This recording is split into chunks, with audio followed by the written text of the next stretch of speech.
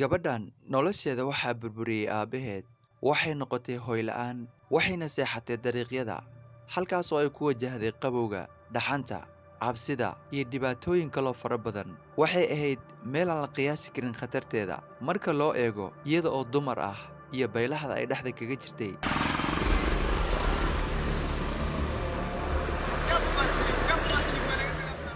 Laakiin sidee buu aabbaheed oo doorkiisu yahay inuu ilaaliyo gabadhiisa uu u burburiyey nolosheeda? Sidee bay ku heshay awood xilli dunidu ay u muuqatay mid iyada ka soo horjeeda? Xilli qofkii iyada laga beeray uu noqday xanuunka ugu weyn nolosheeda. Mar aan joogay Tanzania, waxaa i soo jiitay sheekooyinka geesinimo ee aan caadiga ahayn. Halkaas waxaan ku arkay gabar sheekada nolosheedu ay tahay cashir marka loo eego sida ay uga guulaysatay caqabadaha aan la malaysan karin.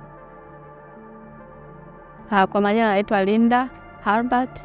Magacaygu waa Linda Habati. Waxaan ku noolahay gobolka Kagera ee waddanka Tanzania. Waxaa la dhalay aniga keliya qoyskeena. Hooyaday waxay dhimatay markii aan yaraa. Waxaa markaa i soo koriyey aabbahay. Waxaan bilaabay waxbarashada iskuulka, laakiin waxaan uga tegay grade 7 sababo dhaqaale awgood. Arrinta xigta ayaa ah dhacdo la yaab leh. Waxaan si fiican u xusuustaa markii 18 ilaa 19 aan jiray. Habeenada ka mid ah ayaan xilli dambe seexday. Waxayna u muuqataa in maskaxiyan uu dhib u soo gaaray. Nasiib darro, aabbahay ayaa arrintaas iiga faa'iidaystay. Subaxa xigay wuxuu igu amray inaan aamuso oo aanan qofna u sheegin waxa dhacay. Waxa ay soo kacday iyada oo ku jirta xaalad aad u xun, isla markaana dareemaysa xanuun.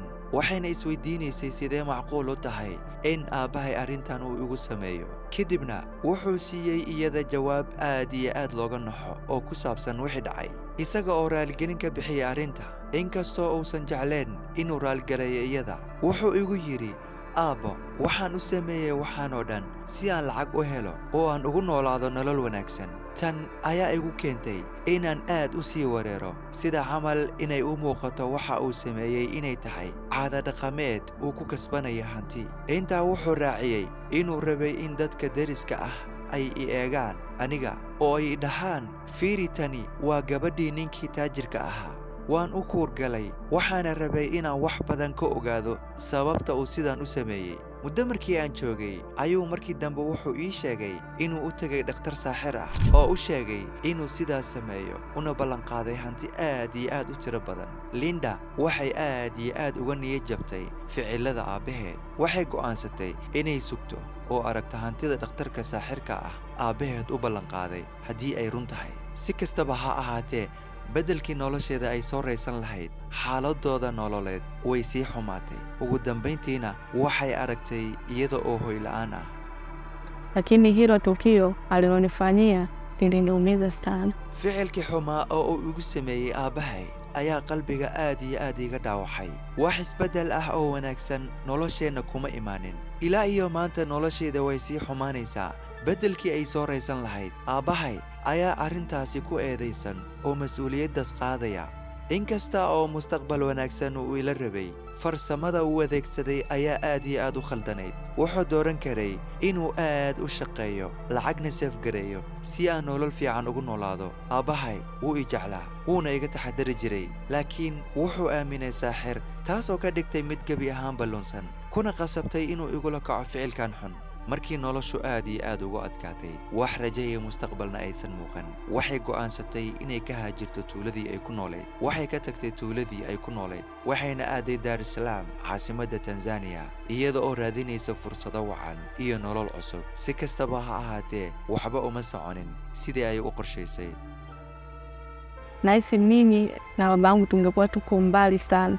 Aniga oo ka baqay in aabbahay uu ugula kaco ficilo aad uga khatarsan midda uu igu sameeyey, isaga oo ka amar qaadanaya saaxiriinta. Waxaan go'aansaday inaan naftayda la baxsado. Waxaan soo dhuuntay subax hore, aabbahay oo hurdo ku jira. Waxaan isticmaalay lacagtii aan ka seefgareeyey iibinta biyaha iyo qudaarta si aan isaga bixiyo tigidhka baska Dar es Salaam.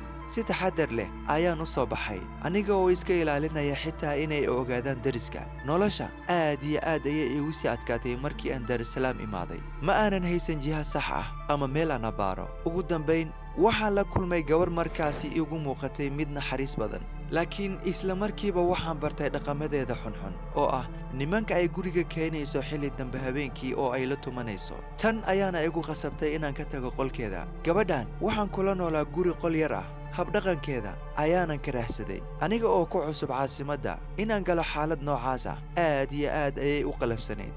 si aan uga dheeraado akhlaaq xumadeeda waxaan go'aansaday inaan ka tago aniga oo aanan haysan meel kaloon aado iyo qof kaloon u tago toona. waxaan bilaabay inaan seexdo dhinacyada laamiyada.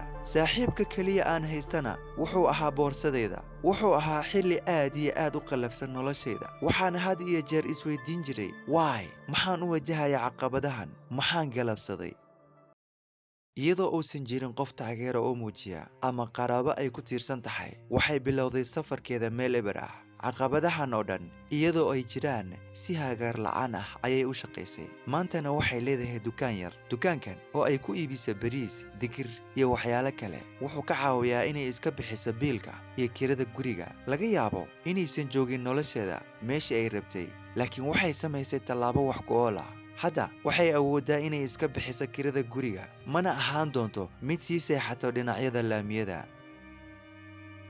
Kitu chochote ambacho napenda kuwaambia au kuwahasa, haddii aan awooddeeda leeyahay waxaan u huri lahaa naftayda caawinta gabdhaha da'da yar iyo haweenka iskood u shaqaysta ee wajahaya caqabadaha. waxaan diiradda saari lahaa inaan ku qalabeeyo xirfadaha la xiriira fanka iyo faashanka oo aan aad u jeclahay. haddii aan fursad helo waxaan bilaabi lahaa barnaamijtan si aan u sameeyo saamayn aad u ballaaran, aniga oo aanan keliya ka caawinaynin dumarka inay cabbiraan fikirkooda, laakiin sidoo kale ku taageeraya inay gaadhaan isku filnaansho dhaqaale iyo dhisidda kalsooni buuxda.